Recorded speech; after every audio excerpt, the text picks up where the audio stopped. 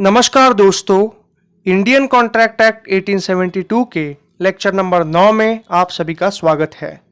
आज के लेक्चर में हम लोग कवर करेंगे मिस्टेक को। इस टॉपिक के बारे में आपको सेक्शन 20, सेक्शन 21 और section 22 of the Indian contract act 1872 इसके अंदर इंफॉर्मेशन मिलेगी। मिस्टेक को आसान भाषा में कहा जाता है गलती। मिस्टेक जो है वो दो प्रकार की होती है, मिस्टेक ऑफ फैक्ट और mistake of law. Mistake of fact जो है वो भी दो प्रकार की होती है, यूनिलैटरल मिस्टेक और बायलैटरल मिस्टेक। मतलब इमेजिन करिए, अगर कॉन्ट्रैक्ट के अंदर दो पार्टीज मौजूद है, यूनिलैटरल मिस्टेक का मतलब है एक ही पार्टी एट फॉल्ट है या फिर एक ही पार्टी को मिस्टेक ऑफ फैक्ट हुआ है, और बायलैटरल मिस्टेक मतलब कॉन्ट्रैक्ट के अंदर मौजूद दोनों पार्टीज को मिस्टेक ऑफ फैक्ट हुआ है। अभी हम लोग हर एक चीज को एग्जाम्पल के जरिए समझते हैं। फिलहाल हम लोग देखते हैं कि आपको एग्जाम के अंदर क्या लिखना है। Mistake: if the parties in a contract does not understand same thing in same sense then there is a mistake.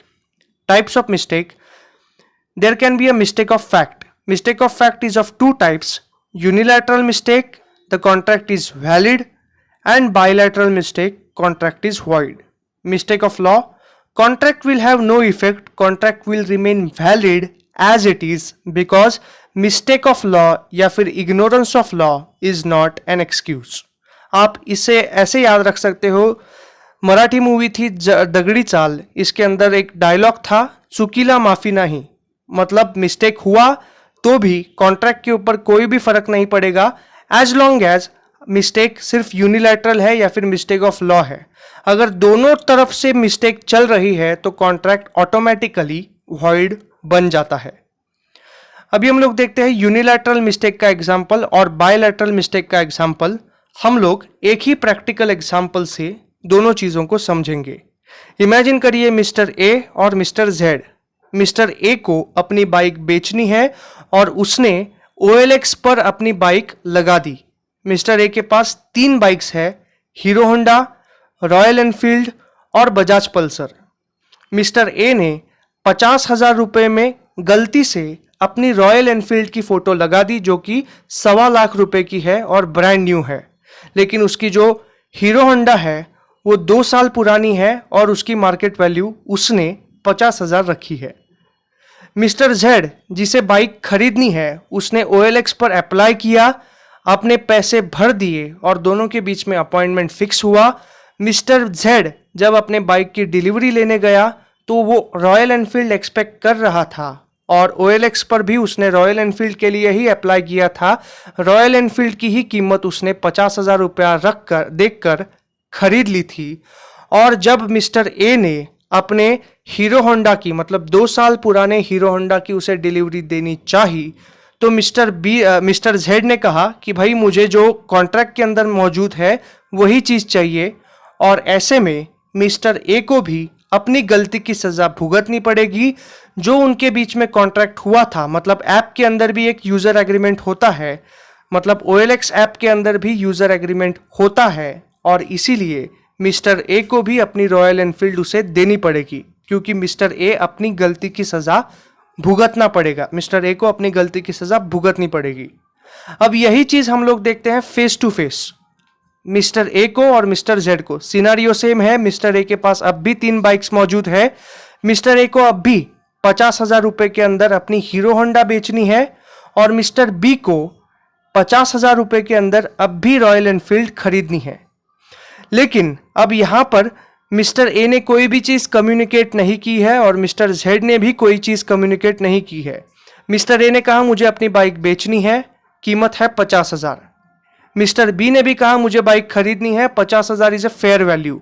लेकिन दोनों के अपने अपने दिमाग में चल रहा है कि मैं 50,000 के अंदर अपनी 2 साल पुरानी हीरो होंडा बेचूंगा, और मिस्टर जेड भी सोच रहा है कि भाई मैं 50,000 रुपए के अंदर इसकी ब्रांड न्यू रॉयल एनफील्ड खरीद लूंगा। चूंकि यहां पर दोनों ने कोई भी चीज कमिट नहीं की है तो दोनों पार्टीज अपने बायलैटरल मिस्टेक के ऊपर मौजूद है। OLX के ऐप के अंदर मिस्टर ए ने अपनी रॉयल एनफील्ड का फोटो बाकायदा डाला था और अपने सारे स्पेसिफिकेशन गलती से डाल दिए थे। तो ऐसे में मिस्टर ए को अपनी गलती की सजा भुगतनी पड़ेगी, लेकिन फेस टू फेस में उन्होंने कोई भी चीज कमिट नहीं की है और मिस्टर जेड ने भी कोई चीज कमिट नहीं की है, इसीलिए दोनों parties are at bilateral mistake and as a result contract is void. अभी हम लोग देखते हैं mistake of law. Contract is valid, ignorance of law is not an excuse. Mistake of law, imagine करिए दो लोगों के बीच में कोई कॉन्ट्रैक्ट हुआ है और एक पार्टी को ऐसा लगा कि एक पार्टी को अगर मिस्टेक ऑफ लॉ लगा, अगर उन दोनों के बीच का कॉन्ट्रैक्ट लीगली वैलिड है तो मिस्टेक ऑफ लॉ का कोई भी असर उस पर्टिकुलर कॉन्ट्रैक्ट पर नहीं होगा। अगर दोनों पार्टी का कॉन्ट्रैक्ट गैर कानूनी है then it would be void ab initio, लेकिन अगर वैलिड कॉन्ट्रैक्ट है then it will have no impact of mistake of law, the contract will remain as it is. अभी हम लोग आगे बढ़ते हैं। Mistake of fact means an incorrect understanding of a fact necessary for the contract. मतलब contract के अंदर जो इंपॉर्टेंट टर्म्स एंड कंडीशंस है उस पर्टिकुलर फैक्ट की मिस्टेक। यूनिलैटरल मिस्टेक का मतलब है mistake of fact on part of only one party to the contract. Self explanatory है। Bilateral mistake means mistake of fact of both the parties of the contract or all the parties of the contract। जैसा मैंने आपको पहले बताया कि bilateral mistake, mister A को bike बेचनी है, मिस्टर जेड को खरीदनी है, लेकिन दोनों ने कोई चीज कमिट नहीं की, both are at their own imagination, इसीलिए बायलैटरल मिस्टेक हो गई। अभी हम लोग देखते हैं कॉन्ट्रैक्ट ऑफ मिस्टेक के इंग्रेडिएंट कौन से हैं।